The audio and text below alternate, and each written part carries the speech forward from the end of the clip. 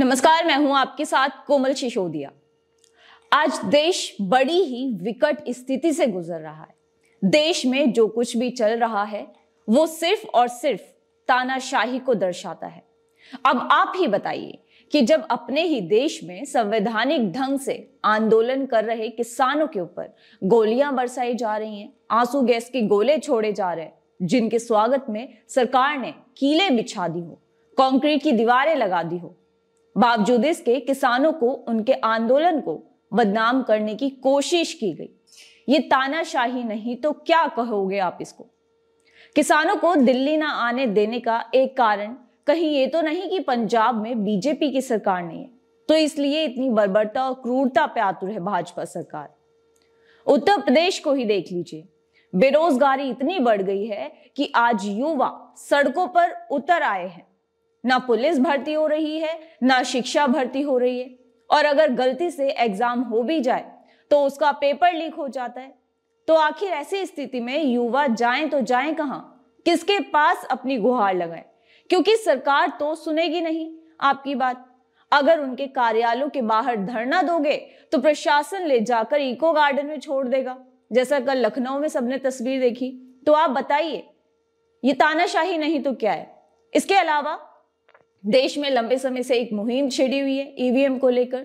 लोग चाहते हैं देश में जो भी चुनाव हो वो बैलेट पेपर से हो, फ्री एंड फेयर इलेक्शन हो, ना कि ईवीएम से, क्योंकि लोगों का भरोसा ईवीएम से हट चुका है और जनता ये बात समझ रही है कि ईवीएम में धांधली होती है। और जब जनता इस बार नरेंद्र मोदी को चैलेंज कर रही है, जो प्रधानमंत्री 370 और 400 पार जैसी बातें कर रहा है, अगर हिम्मत है तो बैलेट पेपर से चुनाव करवा लें, उनका ये भ्रम भी दूर हो जाएगा।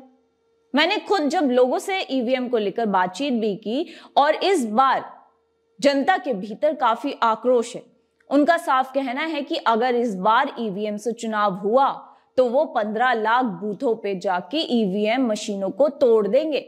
इसी के साथ आपको बता दूं कि दिल्ली में धारा 144 लगाई हुई है, और ये इसलिए क्योंकि लोकसभा चुनाव नजदीक है, जिसकी वजह से दिल्ली में किसी भी तरह के प्रदर्शन पे रोक लगा दी है, जिसके जरिए तानाशाही सरकार सबके आवाज को दबाने का काम कर रही है। तो वहीं जम्मू कश्मीर के पूर्व राज्यपाल सत्यपाल मलिक, जो लगातार सरकार के खिलाफ, इनकी गलत नीतियों के खिलाफ खुलकर बोल रहे हैं, जो मोदी सरकार को पुलवामा हमले के लिए साफ तौर से जिम्मेदार ठहराते हैं, जो देश के किसानों और जवानों के साथ हमेशा खड़े रहने की बात करते हैं, उनकी आवाज दबाने के लिए तानाशाह ने फिर से अपने हथियार ईडी और सीबीआई का इस्तेमाल किया।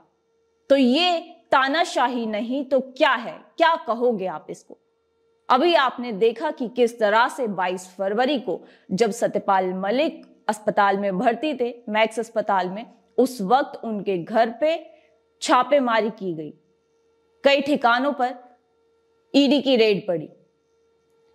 इसे आप तानाशाही नहीं कहेंगे तो क्या कहेंगे? इसी तरह से मणिपुर देख लीजिए, मणिपुर के हालात, उत्तर प्रदेश में युवाओं की हालत आप देख रहे हैं, तस्वीरें, किसानों का देश में क्या हाल है वो भी आपके सामने है सब कुछ। उत्तर प्रदेश के किसान अगर बॉर्डरों पे आना चाह रहे हैं तो उनको भी डिटेन कर लिया जा रहा है, उनको नजरबंद कर दिया गया है। ये सिर्फ और सिर्फ तानाशाही शासक के राज में ऐसी तस्वीरें निकल कर आती हैं। अभी तो ये धीरे धीरे आप देख रहे हैं, लेकिन एक वक्त ऐसा भी आएगा जब ये चीजें काफी हद तक बढ़ जाएंगी। देश में महंगाई, बेरोजगारी, इन सब से जनता त्रस्त है, लेकिन तानाशाह क्या कर रहा है ये आप अच्छे से जानते। कमेंट बॉक्स में हमें जरूर बताइए आपकी क्या राय है और क्या सोचते हैं। फिलहाल के लिए इतना ही। नमस्कार।